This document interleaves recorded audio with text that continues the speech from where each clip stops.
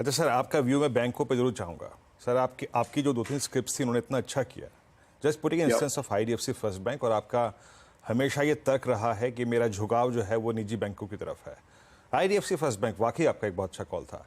यहाँ पे अब प्रॉफिट्स को आप लोग कैश में कन्वर्ट कर रहे हैं। आपको लग रहा है कि ये वैल्यूएशंस थोड़े से अब जो इनके एक रीजनेबल पैरामीटर्स हैं उनसे ऊपर हैं, ओवरबॉट हैं। अब आप प्राइवेट बैंक्स में कर क्या रहे हैं सर, इतने बड़े एक स्विंग के बाद? आपका सवाल सही है। वैसे हमने आईडीएफसी फर्स्ट बैंक कभी नहीं खरीदा था। हमने आईडीएफसी लिमिटेड खरीदा था, जो डिस्काउंट पे था। और आपको मालूम है करीबन 38% तक का share holding IDFC First bank का आईडीएफसी लिमिटेड में था। तो वो अभी स्वैप रेशियो भी अनाउंस हो चुका है, मर्जर होने वाला है दोनों कंपनियों का।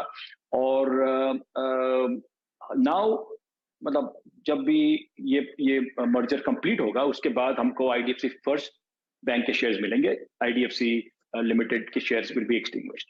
तो उस वो हिसाब से देखें कि we have played the arbitrage, जो हमें लगा कि आज नहीं तो कल ये डिस्काउंट क्लोज हो जाएगा, गैप कम हो जाएगा, और that trade has worked out very well for us.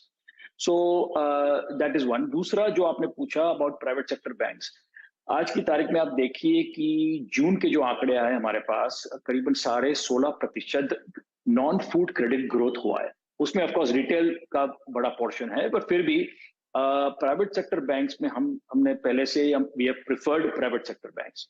और दूसरा भी आप देखिए उनके जो नंबर्स, जो अब तक के आंकड़े आए, रिजल्ट्स की मैं जो बात कर रहा हूँ, जो बड़ी बैंक्स है उन ऑन एन एग्रीगेट बेसिस आप देखिए तो 27% उनका नेट इनकम ग्रोथ आया है। PPOP which is pre provision operating profit जिसको बोलते हैं, वो करीबन 34% आया है। और net profit growth has been 38%। तो सभी तरह से आप जो बोल रहे हैं कि private sector banks have done extremely well. लेकिन अनुज का जो कमेंट था कि इसके बावजूद भी ये स्टॉक्स कुछ खास चले नहीं है रिजल्ट्स के बाद, मुझे लगता है कि ये भी चलेंगे। और आने वाले 12 से 24 महीनों तक मुझे लगता है कि banking will be a very safe sector to invest in. Okay, banking. अच्छा, ऑटोज में क्या व्यू है आपका? एक क्लियर दो दो तीन स्टॉक्स ने एडवांटेज ले रखी है यहाँ पर। अशोक लेलैंड सीवी स्पेस में, एस्कॉर्ट्स या कुबोटा ट्रैक्टर स्पेस में, महिंद्रा एंड महिंद्रा आपकी एसयूवी स्पेस में, और टीवीएस या मोटर टू व्हीलर्स में, बाइक्स में। आपका क्या व्यू होगा यहाँ पर, और कोई प्रेफर्ड आइडियाज यहाँ पर?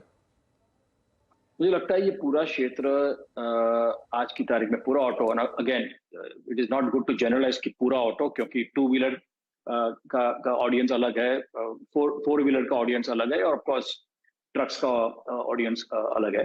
लेकिन मेरा ये मानना है कि इंटरेस्ट रेट मुझे लगता है कि यहाँ से बढ़ेंगे नहीं ज्यादातर। और जो ये मायना जो हम रखे कि interest rates have nearly picked out, may be शायद 25 से 50 बेसिस पॉइंट्स और बढ़ सकें, बट मुझे लगता नहीं है कि यहाँ से there is a great chance of interest rates going up. तो वो हिसाब से मुझे लगता है कि four wheelers will do very well, number one. Number two, जहां तक रही बात टू व्हीलर्स की, टीवीएस में जो पिछले करीबन 3 सालों में जो स्टॉक प्राइस मूवमेंट आया है, I think it is time to relook at now a Bajaj and may be even a Hero. तो लेकिन अगेन ये मॉनसून जब तक खत्म ना होए, आइडिया आएगा नहीं कि रूरल स्पेंडिंग, रूरल इनकम वगैरह कैसा रहेगा, जिसमें ऑफ कोर्स टू व्हीलर्स का ज्यादा डिमांड वहीं से आता है। तो मुझे लगता है कि we are as such positive on the two wheelers, sorry on the auto sector. Pharma में क्या भी हुआ इस समय गौतम? क्योंकि एक बड़ा कमबैक आया फार्मा स्टॉक्स में, और सभी स्टॉक्स ने लीड किया। और इस बार तो कमेंट्री भी अच्छी रही है कंपनियों की कि यूएस में भी जो प्राइसिंग प्रेशर था वो शायद कम हुआ है थोड़ा सा। इवन यूएस एफडीए ने भी थोड़ा सा, एक लग रहा है कि थोड़ा नरम रुख अपनाया है पिछले कुछ महीनों में। मुझे लगता है कि हमने तो हमारे पास सिर्फ एक ही फार्मा स्टॉक है, लेकिन हमने अब तक तो वो सेक्टर में कुछ बड़ा निवेश नहीं किया है। लेकिन हम स्टडी कर रहे हैं फिलहाल, और जो आपने कहा वो सही है, रिजल्ट्स अच्छे आए हैं और मार्केट को भी सरप्राइज मिला है कि इनके रिजल्ट्स अच्छे आने लगे। तो हम ये सेक्टर अभी स्टडी कर रहे हैं। हमारे पास एज आई सेड एक ही फार्मा कंपनी है। अच्छा सर, आपने अपने प्रीवियस कमेंट्स में कई बार रियल एस्टेट पर, क्योंकि आपने एक टर्म का इस्तेमाल किया कि रेट्स हाल फिलहाल में या फिर अब यहाँ से आपको और मजबूत होते हुए नजर नहीं आ रहे हैं।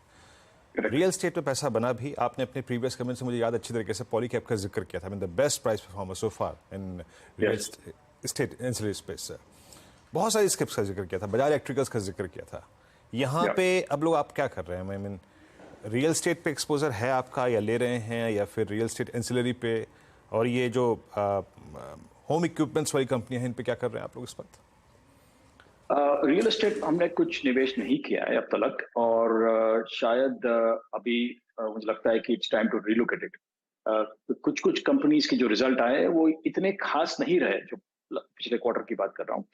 लेकिन ये स्पेस इज एक्साइटिंग, क्योंकि जो लोगों ने मुझे जहां तक हमें लगता है कि जो जिन लोगों ने स्टॉक मार्केट में जो नफा किया है वो जरूर रियल एस्टेट में जाएगा, आज नहीं तो कल।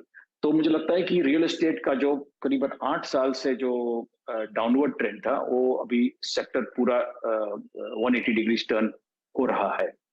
और मुझे लगता है कि इसमें definitely it is a very positive sign for the real estate sector.